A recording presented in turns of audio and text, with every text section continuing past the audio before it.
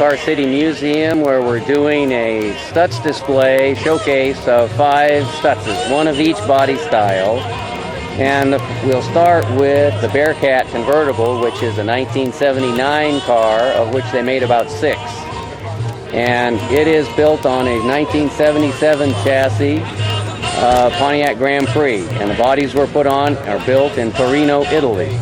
This particular car was shipped to Japan from Beverly Hills and kept there for 20 years, where it shipped back to the United States with only 4,000 miles on it. It now has 7,000 miles. It has all been restored.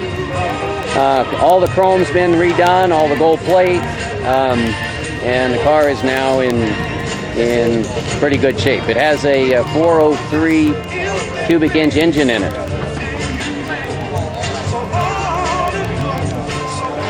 The tops are put in. The tops come in 2 sections and fit in a tray in the trunk, which slides forward from the back seat, which was patented by Stutz. And those panels fit in the center section. Then there's a roll bar, which had to be put in because there were no convertibles being insured by any insurance companies back in the late 70s. And then the back part of the top is electric, and it goes down to the deck. And the trunk line inside, and that tray, if you push the seat back, the tray comes back into the trunk. And they even put the jack in its own little pouch, with it made out of the same material.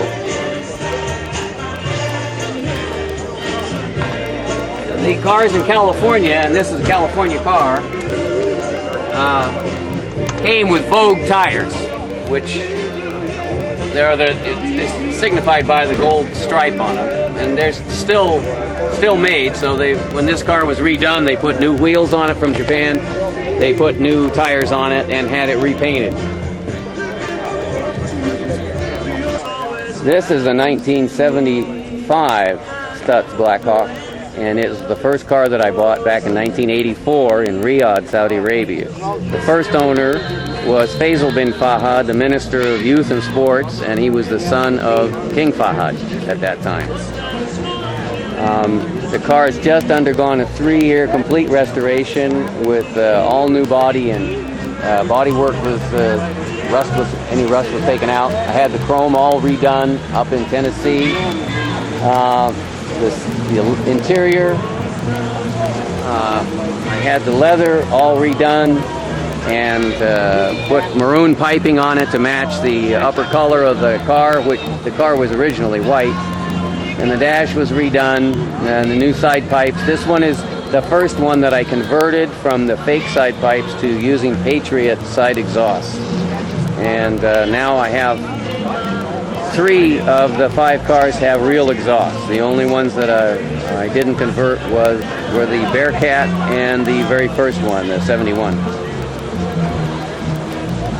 Okay, this is the second car I bought, and a year after I bought the first one, I was up in Riyadh looking at cars again, and I came across this on a lot on a side street, and it was 6 years newer. It's a 1981, the last body style, and it's built on a Pontiac Bonneville chassis, and it has a 307 Oldsmobile engine in it.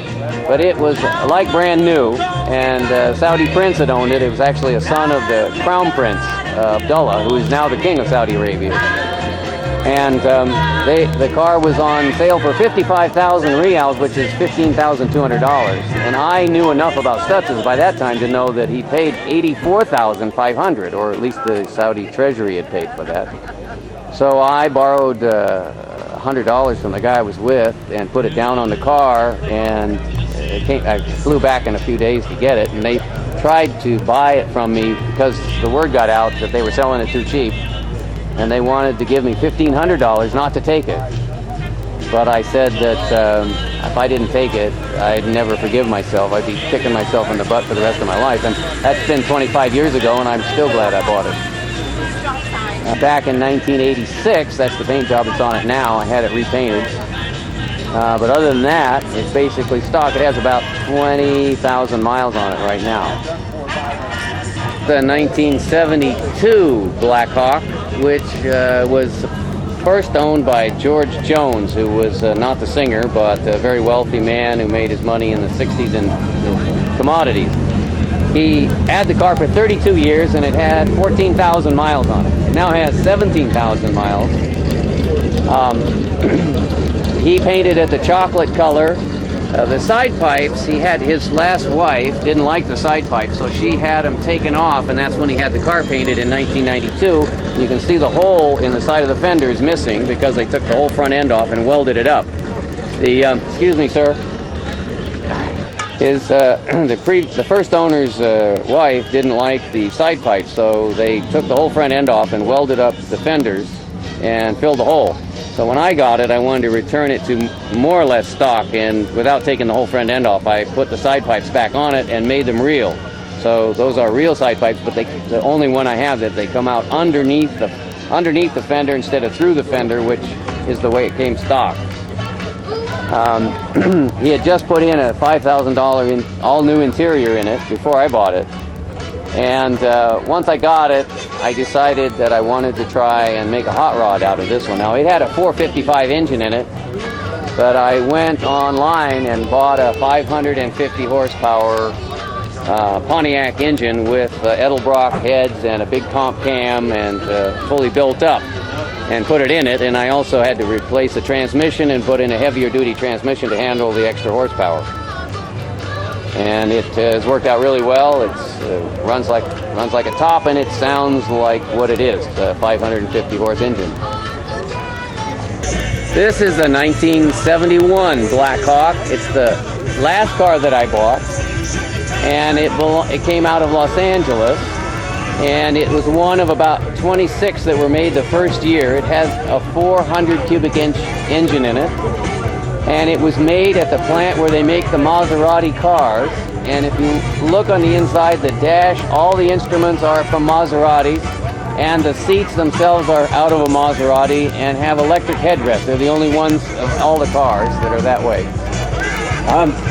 This one was the only one that wasn't built at Saturn Coach Works. This one was built at Padane, P-A-D-N-E. And they only built them the first year. Once they decided the cars were going to be a success, they went ahead and got their own coach builder to make cars for the rest of the years. This particular car has, it came with luggage in the back seat. Let me get under here. Luggage fits into these chrome rims in the inside. And if you're really desperate for a seat, you can fold this up and it makes a little tiny bench seat in the back, but it's really not designed for more than two people. And this was supposedly on the idea that you could travel across Europe in the 30s in your car with your luggage in the back seat, going between hotels. This one has the only one that has a custom mirror set up for the passenger. And if you open this up, the mirror shoots up, and it was designed just for this car. You put it in, and it goes back down. The rest of them have the mirrors up on the side bits.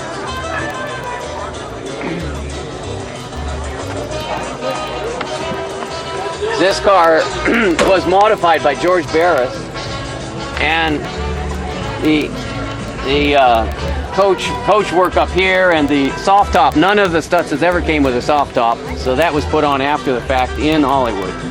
A number of the Stutzes were modified by Barris for Elvis Presley and some of the other Hollywood stars. This is the only car that has no rear bumper, but the tire is the bumper. And the lights on this one are the only ones that they came out of a 1971 Alfa Romeo. The other car, and it was done at the factory for some reason, I don't know why. But the rest of the cars come with Fiat taillights.